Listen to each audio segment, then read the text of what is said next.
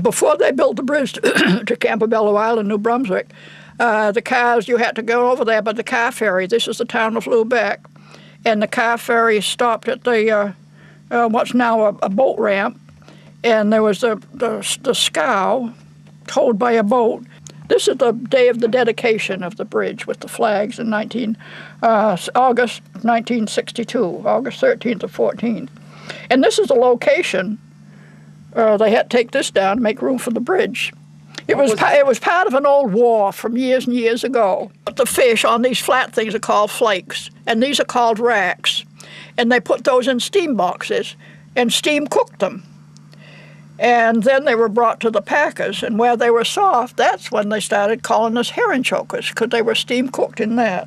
And this is the smoked herring industry. They would have the herring. Here's what these buildings are called horses, and you had herring sticks, long sticks, and you take your thumb and open the gill of the fish and put them on these sticks, and then put them on these racks called horses, and then they were put up in the buildings, and oh, look at that! Yeah, that's well, right. and they built a smoky fire down below, so then they were smoked. And then after they were smoked, these are the women, they'd take the skins off of them, so you just had the two flat, flat pieces like the fillets, only they were all smoked. Okay, so a lot of these came from the Lubec Herald? Yeah, had been at one time or another in the Lubec Herald.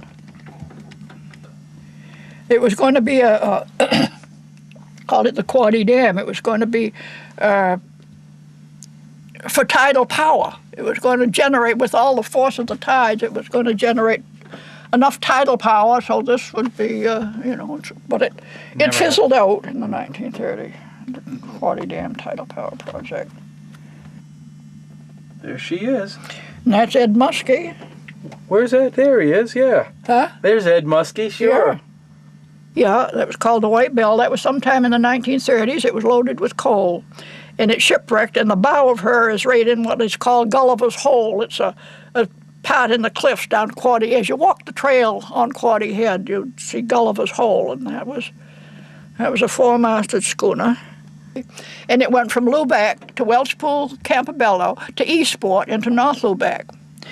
And as far as my school days, I'll tell you this, before I started high school, the students that went to high school up in this northern section of North Lubec used to come down and get the ferry, and this used to be Comstock's pasture, all this area right here where we are now, where my house is, and this was a pasture road. And those students used to come down here through the pasture road and catch the ferry. The students who lived down in the other section would come up, and there was a road that went to the ferry, and they'd catch the ferry, go to Lubec in the village, and they'd have to walk out to the high school. Maybe a mile or so.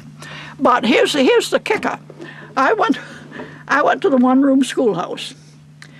I started in the summer of 1930. They took the ferry off of the North Lubec run. It still went to Lubec, Campobello, and Eastport, but they took this North Lubec run off in the summer of 1930. I started high school in the fall of 1930. As fortunate as luck would have it, that first winter I had a cousin who taught school in the village, and she used to drive back. She had a little whippet car, and they called it the whippet car, so I rode back and forth with her. But the rest of the time we walked. Wow. And I lived up beyond here. That was 5 or 6 miles. They probably didn't have a lot of cars back then, did they? No. So you were you were lucky to have a ride. Yeah, for that one winter, for that year, 1 year.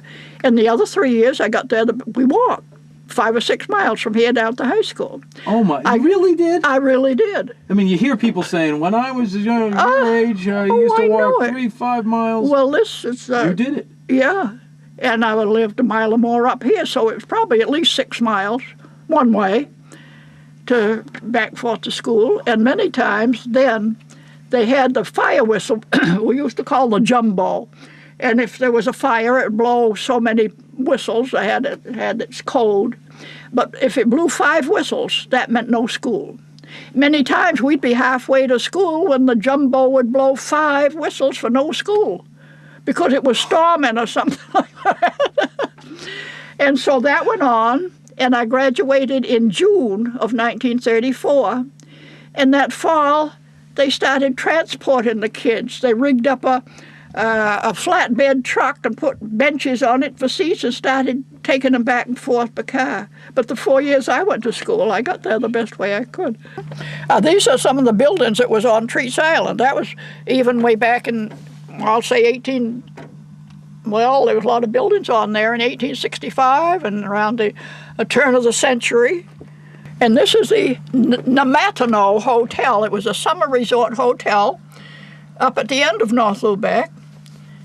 And they had their own ferry wharf, and that's it there. And the summer people used to come in on the big steamers from Boston and New York that would land in Lubec, and then they had their own ferry to come up. And so that was a summer resort hotel. And that burned in August. There was a forest fire way on the other side of the road, and it burned several houses. It caught that and burned that flat, and that was in August of 1921. And I've been told, and it must be so, because I had sisters that were teenagers at the time. I was only 4 years old. And my teenage sisters were at that hotel fire, or up around there. The woods was burning all around. And that's where Franklin Delano Roosevelt was in that August of 1921, because some of my sisters were standing right beside him. And one of my oldest sister, she was probably 17 or 18 or so then, she was standing beside him, and she remembered him working one of these hand pumps, some kind of a hand pump. Right. And then so I understand, and it was shortly after that he came down with the polio. But he was at that fire when that Namatino Hotel burned on North Lubec in August 1921. Tell me. Right there. Where? Here. That's you? That's me. Oh, look how cute you look. Oh, wasn't I adorable? You were. But there's another one here that I'm a little closer, and I look like a sourpuss, and I've got a droopy hair ribbon on. And that's my teacher, Minnie Gove. She's the only school teacher I had until I went to high school, from the first grade through the 8th. Now, this is my one room. This is before it was torn down, just before it was torn. This is the one-room schoolhouse that I went to. Look at that. Yeah. Oh, that's great. And this is another schoolhouse on North Lubec. I said this had 2 stories, an upstairs and downstairs. Well, when my sisters were young, they used to play basketball in there. But then of course, that burned before I was able to go. But I know when my sisters used to come home on their vacations from Massachusetts, and then it was a dance hall. And then when they, of course, always wanted to go to the dance Saturday night, and I was only 9, 10 years old, and we had to walk from there down there. But my mother was always, go down and take me down, and we'd sit and watch the dances. And oh, didn't I love to dance? Did you? Yeah. Did you dance your whole life? Huh? Did you like dancing your whole life? Oh, I like to dance.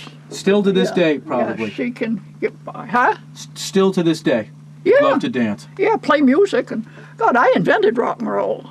Only I can't stand rock music now. You don't like it now? Oh, no, I don't. I like the old-fashioned music. Oh, do you? The standards? Hey, this is your neighbor. Yeah. She's going to say hi. She's going to be on TV, too. Come right here. Hi. How are you? I'm fine. Did Edith tell you she was going to be on TV? No. Yeah, Down East TV. We just did a little piece with her. Good. It's I've great been stuff. down to Quaddy Head all over, telling them all Lubec history, and You got the right person, She's awesome. isn't she? Awesome. and this is Diana Wilson, Nice to meet you. and this Gino. is Gino. This is Gino. Hi, Gino. Nice And to meet you. she doesn't have pine tree cable. She has the dish. Oh, you got the dish? Yeah. Well, you'll have to go to somebody's house. I'll come visit her. Exactly. Come on over and watch the Oh, show. you bet. Good. Uh-huh. But we've had a great time. Good. Uh-huh. I'm taking. I can sure pick the good-looking men. Yeah, you sure can. Hey, thank you. I'm on my way down to take some beet greens to the girls down at the apartments down to Jerry in Alberta. Oh, yeah. Well, that's nice. See you later. See you. Nice meeting you. you. So you got a little bit of a farm, too? She grows a little beet green? Oh, she has just a little garden. She grows some beet greens, and she's got corn planted, and she's got cucumbers and tomatoes. And it's a nice little, this hill's awful rocky, but her husband, he's one of these jack of all trades. They bought railroad ties, and they had fill hauled in. So it's all off in sections. But so she has some few fresh vegetables. She's given me beets and beet greens, and I'll get some cucumbers and tomatoes and so forth. That's great having a neighbor like that. Oh, they're wonderful. Oh, yeah. They really are. Yeah. They really are. That's great. Yeah. Thank you so much. Oh, you're quite welcome. What a sweet lady. I had a wonderful time with you. Well, I have you too. know, and you want to come in and have a cookie, or I'll give you yeah, something? let's go. I'll come in and have a cookie. Is that good? Do you need me to help you with that? You got it. Boy, you're one of the best, Edith. Most people, that becomes a big ritual here in the show. Nobody gets out that easy. That garage door. Gosh. And I twice this summer, I had flus or allergies, and I was kind of under the weather. And either Doug or Diana mowed the lawn. But the last time, I get on my riding mower, I hot rod around the lawn. You know, you'll probably live to 100. You'll be one of those lucky folks that live to 100. I don't know. If I could stay as healthy as I am now, that would be fine. Yeah. Otherwise, no, I wouldn't want to. No, okay. No. Yeah, well then. All right, let's have a cookie. Yeah, let's do that. Maybe you can get one of those. You bet I will. I'll get out for. You bet.